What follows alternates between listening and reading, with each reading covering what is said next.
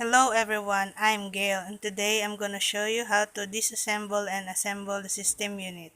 But before I proceed, let me just discuss a few safety tips to keep ourselves in the unit safe.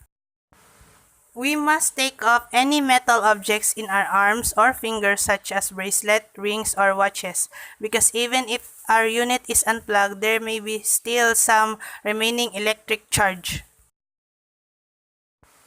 Make sure our hands are completely dry to avoid damaging any mechanical parts as well as to avoid electrocution. Lastly, wear an anti-static wrist strap or rub your hands on a metal to discharge. Materials and tools that are needed. Anti-static wrist strap. A set of screwdrivers. Screw container.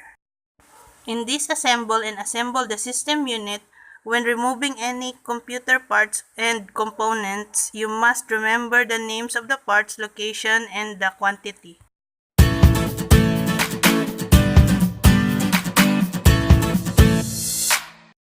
Step 1. Remove the side cover.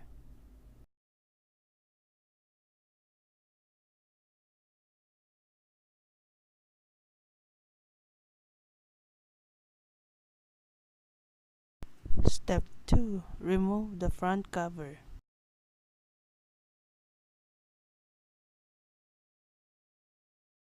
Step 3. Remove the 20-pin power connector from a 20-pin female connector on the motherboard. Step 4. Remove the 4-pin power connector from a 4-pin female connector on the motherboard. Step 5. Remove the SATA cable from the optical disk drive to the motherboard.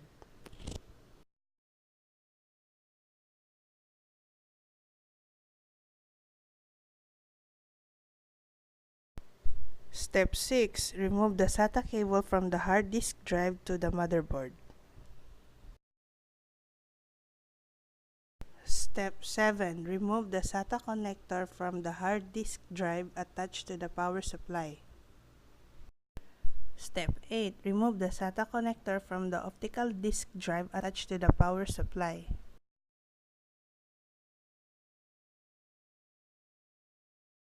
Step 9. Unscrew and remove the power supply attached to the computer case.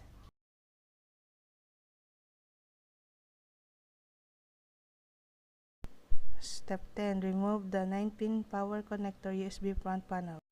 Step 11. Remove the 9-pin female connector SD slot front panel. Step 12. Remove the 9-pin power connector front panel. Step 12. Remove the 9-pin female connector audio front panel. Step 13. Remove the optical disk drive from the drive base attached to the computer case.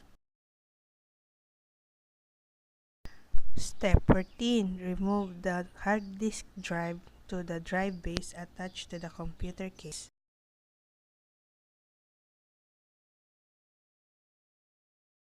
Step 15. Remove the female connector and unscrew the air cooling system attached to the motherboard.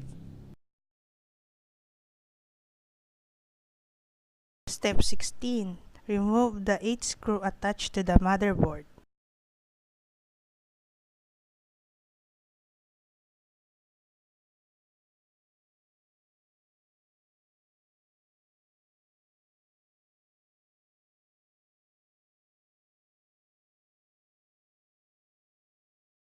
Step 17. Remove the motherboard.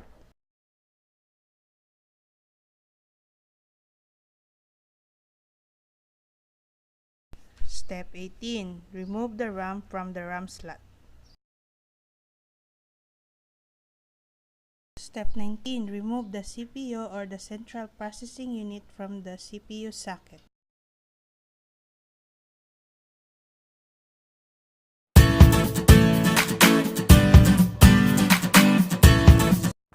To assemble the system unit, we must start from the last step during the disassemble the system unit.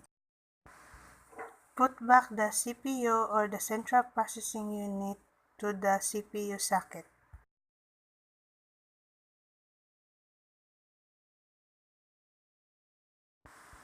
Next, put back the RAM to the RAM slot.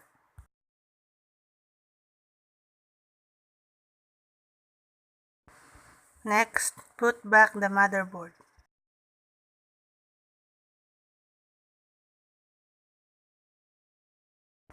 Then, put back the 8 screws that attach to the motherboard.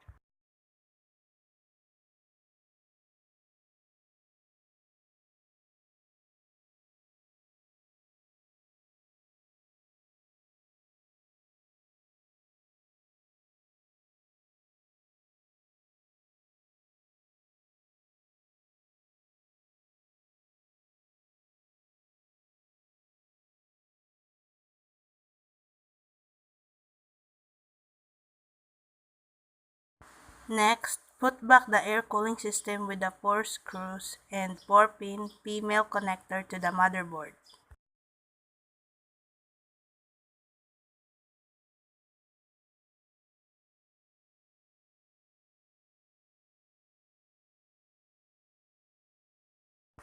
Next, put back the 9-pin power connector front panel attached to the motherboard. Next, put back the 9-pin power connector USB front panel attached to the motherboard.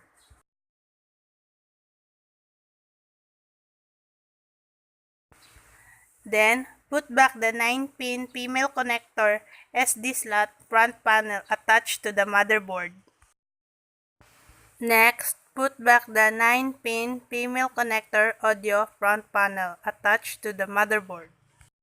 Next, put back the hard disk drive to the drive base attached to the computer case.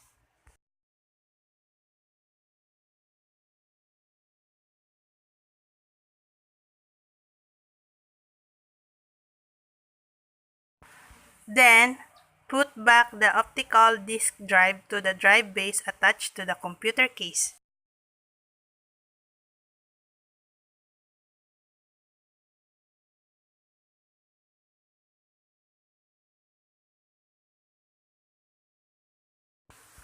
Next, put back the 4 screws and the power supply attached to the computer case.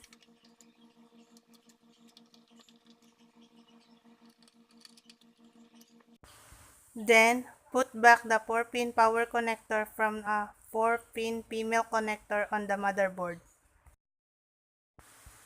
Next, put back the 20-pin power connector from a 20-pin female connector on the motherboard. Next, put back the SATA connector to the hard disk drive attached to the power supply. Then, put back the SATA connector to the optical disk drive attached to the power supply.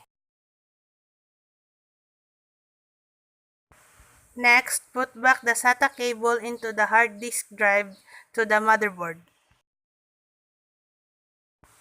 Next, put back the SATA cable to the optical disk drive to the motherboard.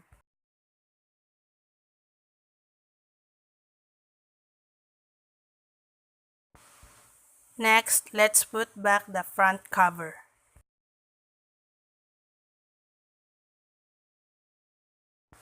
Then, put back the side cover and attach the 2 screws in the computer case.